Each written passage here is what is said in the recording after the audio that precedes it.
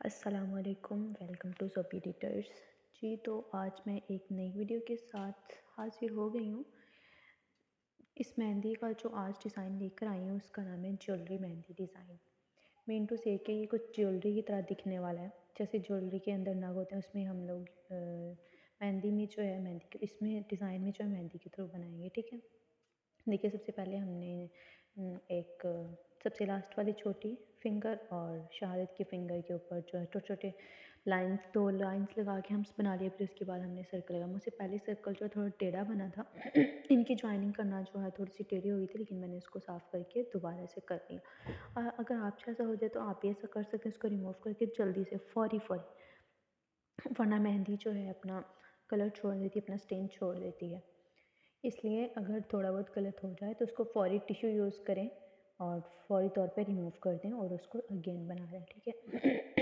جو بگنرز ہیں وہ پہلے پینسل سے ڈرا کر کے پھر اوپر سے مہندی بھی لگا سکتی ہیں، کیونکہ بگنرز کے لیے تھوڑا مشکل ہوتی ہے، ان سے سیدھی لائنیں نہیں لگتی ہیں، سیدھی سرکل نہیں بنتے، سیدھے فلاورز نہیں بنتے، تو اس میں کوئی ایشو نہیں ہوتا۔ آپ پہلے پینسل سے ڈرا کر لیں اور اوپر سے مہندی لگا لیں۔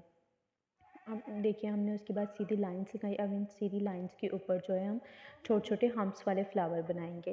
یہ جو چھوٹے چھوٹے یہ پتیاں والے فلاور ہوتے ہیں ان کو ہمپس بولتے ہیں، ٹھیک ہے، ہمپس والے فلاور۔ ان کا مہندی میں بھی ڈفرینٹ نیمز ہوتے ہیں، ڈفرینٹ ڈیزائنس کے فلاورس کے نیم ہوتے ہیں، تو اس والے فلاور کو جو ہے ہمپ والا فلاور بولتے ہیں۔ اسی طرح سے ہم لوگ ایک سیکوینس کے ساتھ جو ہے سارے فلاورز بنا لیں گے۔ یہ دیکھیے سب سے پہلا تھوڑا چھوٹا تھا، پھر اس سے تھوڑا سا اوپر چلا گیا، اس سے اگلی پھر تھوڑی سی لائن بڑی ہوگی، پھر سینٹر والا آ گیا۔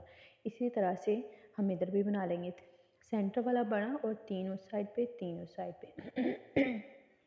بہت سارے لوگ جو ہیں نا ان کو یہ ڈاٹس لگانے کا نہیں پتہ ہوتا کہ مہندی میں یہ والے ڈاٹس، ان کو لگتا ہے شاید نا ڈاٹس لگا کے جوائننگ کرتے ہیں، نہیں، پہلے لائن لگاتے ہیں، ہلکی سی ڈرا کرتے ہیں، مہندی زیادہ نہیں نکالنی، ہلکی سی نکال کے جو ہے لائن ڈرا کرنی، پھر اس کے اوپر ڈاٹس لگانے۔ کافی لوگوں کو لگتا ہے کہ یہ لائن پہلے نہیں ڈرا کرنی ہوتی بلکہ ڈاٹس کو ہی ایسے جوائن، بلکہ اگر آپ ڈاٹس کو جوائن کریں گے تو ڈاٹس کی جو ہے وہ شیپ خراب ہو جائے گی۔